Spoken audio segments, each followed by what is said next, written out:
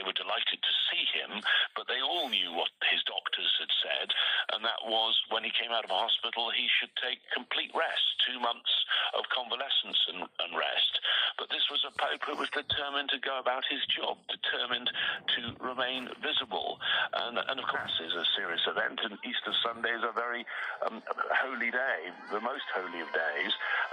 And yet there was an electrifying atmosphere the moment that he was seen and spoke just a few words. His voice was, it was still very, very difficult for him to speak after his surgery. And then the crowd, I think, at that point thought that they'd seen the highlight of the day, but that, of course, is not what happened. They decided, the Vatican, and I'm sure it was the decision of the Pope himself, possibly overruling his doctors, to take to that Pope mobile, to drive around St. Peter's Square, a very extended trip, stopping at various points to bless people in the crowd. I think his own personal decision that he wanted to be visible, he wanted to see people, despite the fact that he clearly was still very, very frail and unwell. And I think it's fair to say, James, we saw the other side of the Pope as a leader, of course, of the Catholic faithful, but also as the ruler of the Vatican city-state and the Holy See, right? Meeting with J.D. Vance? Yes. Yeah, I mean, there is a very serious role for the Pope, and as you say, he is the leader of a country, and his moral voice is very, very important. And so the serious side was there. The serious side was there in the Eastern message, talking about the destruction in Gaza. He didn't read it himself, but it was his message, and calling again for a ceasefire. But as you say, also a meeting with the U.S. Vice President J.D. Vance. Worth reminding viewers that J.D. Vance is a convert to Catholicism.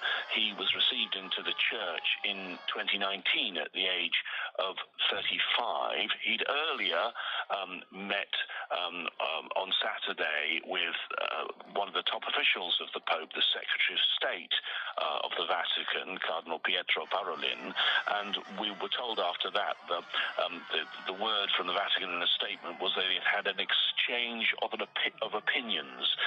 Well, that's diplomatic code for they didn't really agree on everything, and we know that one of the issues where the Vatican and the Pope disagree with the Trump administration is the issue of migration. One of the things this Pope has done in his 12 years in office has been a champion of those that are in difficulty around the world, and clearly that includes migrants, it includes refugees, and he has spoken out about how those people must be loved. And there was whether you call it a spat or not, but certainly a disagreement earlier this year between J.D. Vance, the Catholic vice president, and the Vatican on this issue, because Vance had invoked a medieval theological concept, and basically his point was you should love your family and those around you and those in your neighborhood and your country before you start worrying about other people. The Pope said no, and in a letter to U.S. bishops invoked the parable of the Good Samaritan and said there should not be any exception to your love of people, all people around the world. All right, thanks so much to our senior diplomatic editor, James Bays, there, bringing us up to speed with the latest breaking news. Just to recap for our viewers, the death of Pope Francis at the age of 88. Well, the pontiff was too frail to read the Easter Sunday address in St. Peter's Square, but in the speech read on his behalf, there was a call for a ceasefire in Gaza. Pope Francis has repeatedly called for peace in the Gaza Strip since the war began. I think of the people of Gaza and its Christian community in particular, where the terrible conflict continues to cause death and destruction and to create a dramatic and deplorable humanitarian situation. Right, Hind al-Khudri joins us now from Deir al-Balah in central Gaza. So, Hind, we know there is, of course, a Christian community in Gaza too. and the Pope did decry the war on Gaza and called for the killing to stop. How is this going down there? It's definitely another sad day across the Gaza Strip, and especially for the Christian Catholic community, and especially that the latest speech for the Pope was yesterday, where he called for the ceasefire. He also called for immediate entrance of humanitarian aid, and he was always condemning the war on Gaza, always asking for ceasefire and asking for the end of this war on the Gaza Strip.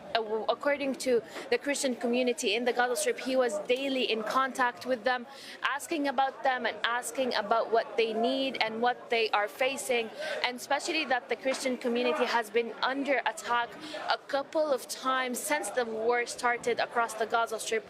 However, there has been continuous views that he was one of the most vocal leaders about the Gaza Strip, and also has been always calling for the end of this war.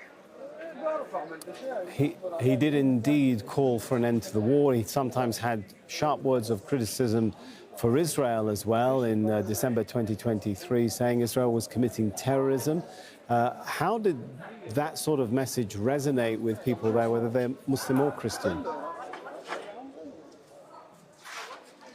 Of course, Palestinians in this stage, all they need is someone to stand by them, and also need someone to defend and support them. And also, it's very important for Palestinians to be felt and also heard and supported. The Pope was one of the leaders that have been always supporting Palestinians, and Palestinians have been really connected to him, talking to him every day and expressing how they feel the situation across the Gaza Strip, and especially the community where Christians are residing right now and seeking refuge is in a church in the Gaza city, and they have been always trying to stay surrounding each other and supporting each other, and there has been a lot of calls for them to evacuate. Let me also remind you that the Christian community did not evacuate to the southern parts of the Gaza Strip and chose to stay in the northern Gaza Strip, and also to protect the churches where they're currently seeking shelter. Palestinians now are expressing their sadness, and they said that they lost another leader that was defending the Palestinians and also has been always vocal about the Palestinians and defending the Palestinians. All right, we'll leave it there. Thanks so much, Hind al-Khudri. And just to recap and bring you the breaking news from the Vatican this hour, Pope Francis has died at the age of 88. The head of the Roman Catholic Church passed away at 7:35 a.m. local time on Monday, ending a papacy that began in 2013. The process to select a new pope, known as the conclave, should begin within the next 15 to 20 days. Joining me live now on set is Al Jazeera's Huda Abdul Hamid. And Huda, you were there right at the beginning when he assumed the papacy. Just talk us through, first of all, his arrival on the scene was seen as something of a change, right, in the church. It was a huge change. It was also non-expected in the sense that he was not among the names floating around as what they call in Italian a papabile, so a cardinal that could become a pope. So it was a huge surprise for many, but also I think his style was very different right from the onset. The first time he appeared on the balcony, once it was announced that, you know, they had reached, the conclave had voted and reached a consensus, the first thing he said is "Buonasera," good evening.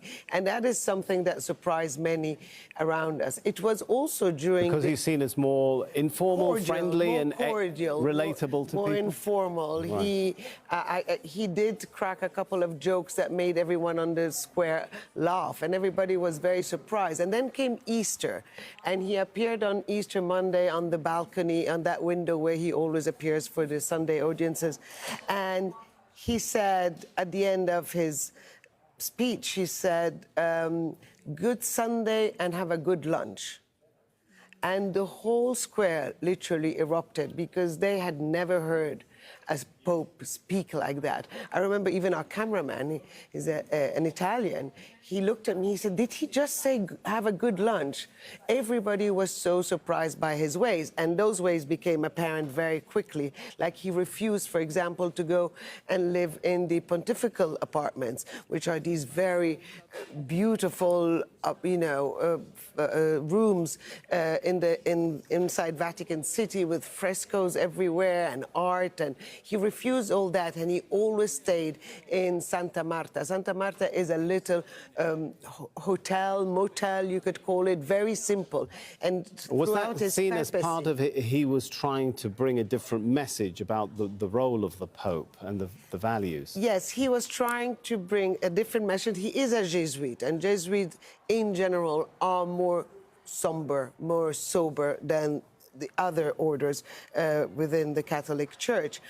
So he was seen as someone who wanted to stay humble. He wanted to continue what he was doing, or his approach to things that he was doing in Buenos Aires, where he was known to be going around, normal neighborhoods alone and speaking to all sorts of people, helping out prostitutes, helping out the homeless. So he wanted to continue to be like that. And he refused, for example, to wear all these very opulent capes and red shoes that popes usually wear. It's something that actually did not go down very well with the more conservative part of the Vatican, of the Holy See. And talk to us about how he approached maybe some of the controversial issues or sensitive issues differently compared with previous popes. Well, he was certainly very vocal when it came, to example, for rights for prostitutes, for rights for certain rights to same-sex couples, for, in general, all what the church has been shunning or avoiding to talk about. He was quite prominent about it. And he did say that these were still, in his words, the children of God and should be treated as such, regardless of how the dogma looks at them. It's something that has infuriated a lot within the Vatican, especially the conservative branch of the Vatican. And those are mainly Italian cardinals and Italian bishops who usually do represent that more that more conservative branch of the Vatican. He was also, his acts were dominated also by controversy. At a certain point, I think it was the end of last year, there was a letter that was leaked, and where basically it was given directives to other members of the congregation to ignore what the Pope had said. Lately also, he appointed the first female in charge of a department within the Holy See being the political branch of the Vatican, so within the government of the Vatican. That's the first time in the history that there is a female who heads an entire department. She's a nun, she's an Italian nun, but it never happened before. So all of this, we can say that throughout his 12 years, he is a Pope that always sent shockwaves that were sometimes well received, sometimes badly received within the Vatican. Within the world, I think most of his moves have been very well received. He has had an impact on youth. Youth is, especially in Western countries, youth have been going away from the church. Churches were empty on Sundays. A few years ago, we went actually to the Youth Day in Krakow, where the Pope was heading there, and the amount of young people who were there was quite impressive. And when we asked them, how come you guys are so young, teenagers, why are you coming here to listen to the Pope?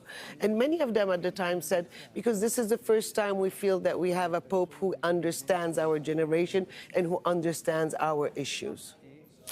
And since you mentioned the wider world, he made something of a difference to relations, not just within the church, within Christianity, but also with the wider global community, if we can put it that way, particularly when it comes to the Muslim world. If we compare, for example, Pope Benedict XVI's speech that I'm sure you remember in Regensburg that caused a lot of controversy when he was understood as associating the Prophet Muhammad with violence, and many would say misquoted verses of the Quran, identifying them as later when they were earlier verses from the Quran. You compare all of that with what Pope Francis had to say in March 2023, saying, hey, it's not fair to identify Islam with violence.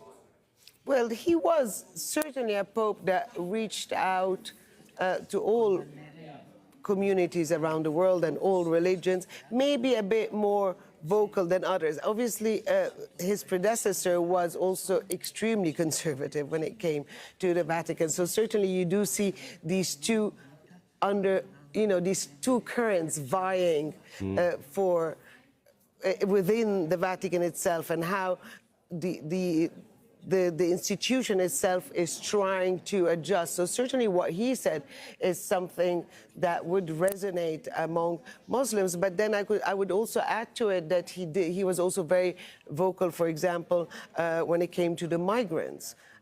When it came to the refugees, when Europe was in a meltdown because of the Syrian refugees back in 2015, and he was a big supporter of these refugees, to the point that he actually took a family of Syrians to live within the walls of the Vatican City.